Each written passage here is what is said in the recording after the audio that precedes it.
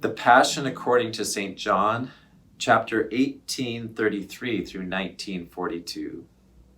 So Pilate entered his headquarters again and called Jesus and said to him, "Are you the King of the Jews?"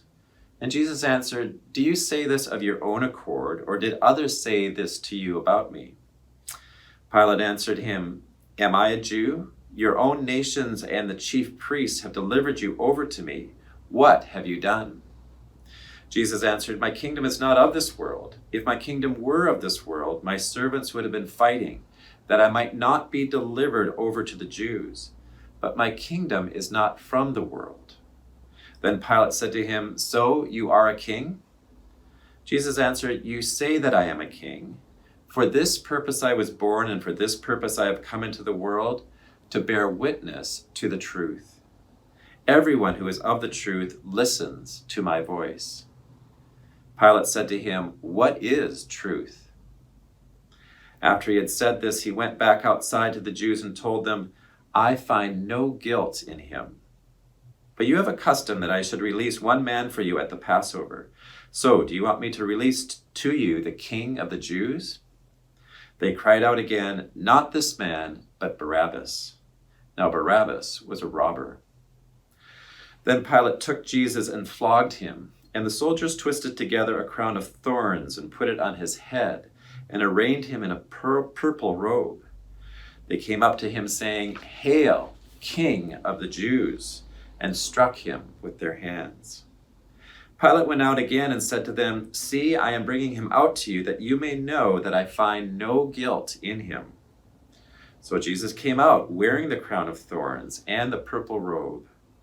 Pilate said to them, "Behold the man." When the chief priests and the officers saw him, they cried out, "Crucify him! Crucify him!" Pilate said to him, "Take him yourselves and crucify him, for I find no guilt in him." The Jews answered him, "We have a law, and according to that law, he ought to die because he made himself the Son of God." When Pilate heard this statement, he was even more afraid. He entered his headquarters again and said to Jesus, "Where are you from?" But Jesus gave him no answer. So Pilate said to him, "You will not speak to me? Do you not know that I have authority to release you and authority to crucify you?" Jesus answered him, "You would have no authority over me at all unless it had been given to you from above. Therefore, he who delivered me over to you has the greater sin." From then on, Pilate sought to release him.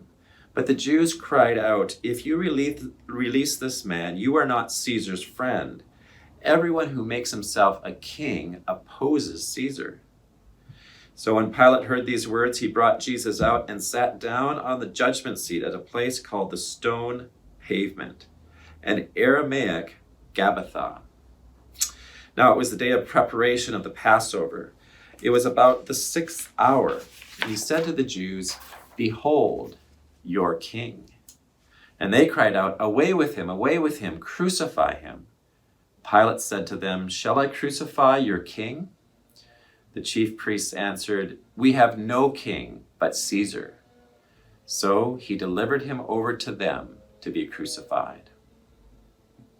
So they took Jesus and went out bearing his own cross to the place called the Place of the Skull, which in Aramaic is called Golgotha. There they crucified him with 2 others, one on either side, and Jesus between them. Pilate also wrote an inscription and put it on the cross. It read, "Jesus of Nazareth, the King of the Jews." Many of the Jews read this inscription, for the place where Jesus was crucified was near the city, and it was written in Aramaic, in Latin, and in Greek.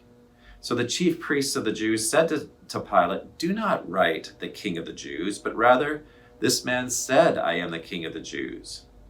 Pilate answered, "What I have written, I have written." When the soldiers had crucified Jesus, they took his garments and divided them into 4 parts, 1 part for each soldier, also his tunic. But the tunic was seamless, woven in one piece from top to bottom. So they said to one another, "Let us not tear it, but cast lots for it to see whose it shall be." This was to fulfill the scripture which says, "They divided my garments among them, and for my clothing they cast lots." So the soldiers did these things, but standing by the cross of Jesus were his mother and his mother's sister Mary, the wife of Clopas, and Mary Magdalene. When Jesus saw his mother and the disciple whom he loved standing nearby, he said to his mother, "Woman, behold your son." Then he said to the disciple, "Behold your mother." And from that hour the disciple took her home to his own home. After this, Jesus, knowing that all was now finished, said, to fulfill the scriptures, "I thirst." And a jar full of sour wine stood there. So they put a sponge full of the sour wine on a hyssop branch, and they held it to his mouth. When Jesus had received the sour wine, he said, "It is finished." And he bowed his head and gave up his spirit.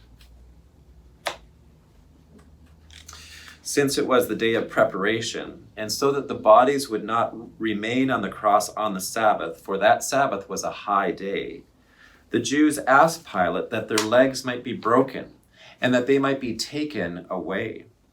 So the soldiers came and broke the legs of the first and of the other who had been crucified with him. But when they came to Jesus and saw that he was already dead, they did not break his legs. But one of the soldiers pierced his side with a spear, and at once there came out blood and water.